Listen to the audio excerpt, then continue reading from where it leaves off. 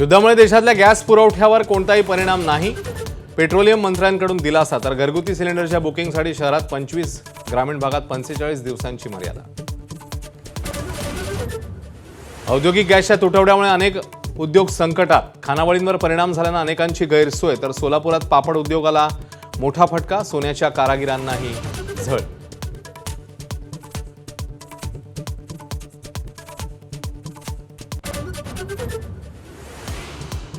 देशभरातील आयआरसीटीसीच्या क्लस्टर किचनमध्ये व्यावसायिक गॅसचा पुरवठा सुरू होणार. एबीपी माझाच्या बातमीची केंद्र सरकारकडून दखल. सध्या आयआरसीटीसीचे सर्वच क्लस्टर किचन बंद. इराणचं सरकार स्थिर असून कोसळण्याची कोणतीही शक्यता नाही. अमेरिकन गुप्तचर संस्थेच्या अहवालाने ट्रम्प तोंडघशी. तर युद्ध संपवण्याचा ट्रम्प यांचा पुनरुच्चार. रक्ताचा बदला घेणारच इराणने ठणकावलं. हॉर्मुझच्या सामुद्रधुनीतनं भारतीय जहाज सुरक्षितपणे मुंबईच्या किनाऱ्यावर. भारतीय जहाजांना इराणकडून विशेष सवलत. सरकारचा दावा. तर इराणचे कानावर हात.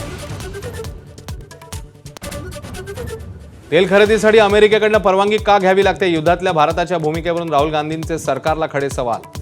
तर एप्स्टीन फाईल्सच्या उल्लेखामुळे सत्ताधारी आक्रमक.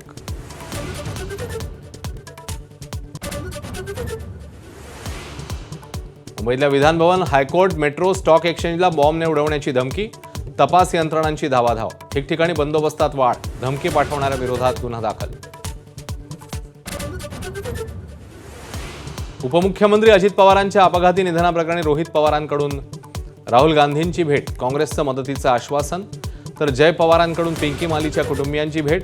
जय पवारही पत्रकार परिषद घेणार.